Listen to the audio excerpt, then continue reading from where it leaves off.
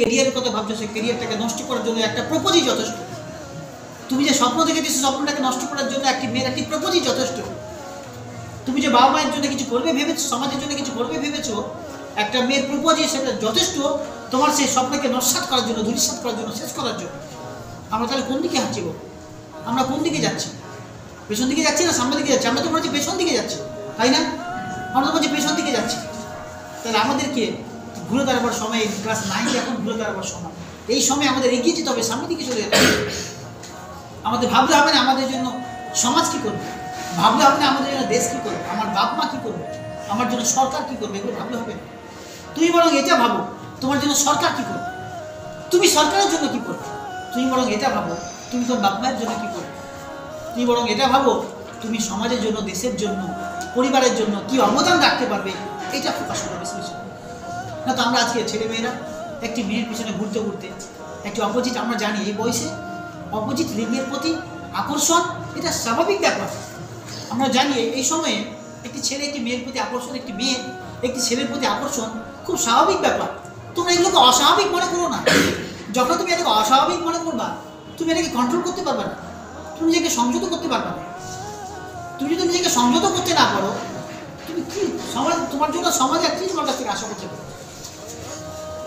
তাই আমরা এই সময়ে এই মোবাইল খুলে অশ্লীল ছবি, মোবাইল খুলে কোনো মেয়ের ছবি, মোবাইল খুলে কোনো গেম দেখা, ভিডিও করা, এই সময়ে আমরা সময় নষ্ট না করে বরং এই সময়টা আমরা ফোকাস দেবো আমি সমাজের জন্য কী করতে পারি, তার জন্য এখন থেকে আমি বীজ বপন করব। আমাদের প্রত্যেকে উচিত ক্লাস 9-এই বীজ বপন করা।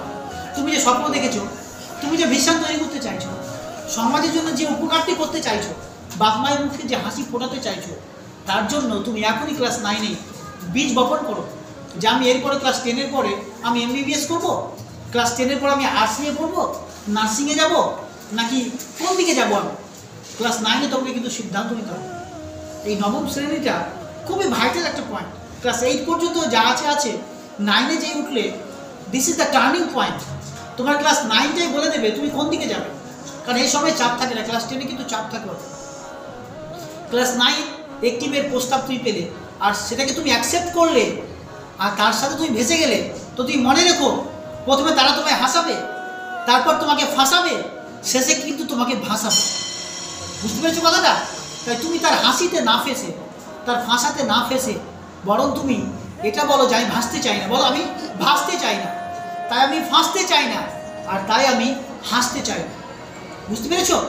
তাহলে আমরা যদি নিজে সত্যি কিছু করতে চাই তাহলে আমাকে কিন্তু এই সমস্ত হাসি থেকে, এই সমস্ত ভাষা থেকে, এই সমস্ত ভাষা থেকে আমার কিন্তু বাঁচতে হবে। তা নাহলে কিন্তু তোমার পরিবারটা শেষ হবে, সমাজ শেষ হবে। একটা সময় তুই পৃথিবীতে তো থাকবে, কিন্তু পৃথিবী তোমাকে বলবে যে তুই জিন্দা লাশ হয়ে আছিস, আমার বুকে তুই চলাফেরা করছিস, মনে হচ্ছে আমাকে ভারী মনে হচ্ছে, তুই মরে গেলেই ভালো। বুঝতে পেরেছ? তাই এমনভাবে চলো পৃথিবীতে, পৃথিবী চাই তোমাকে সত্যিকারে বুকে আগলে নিতে পারে।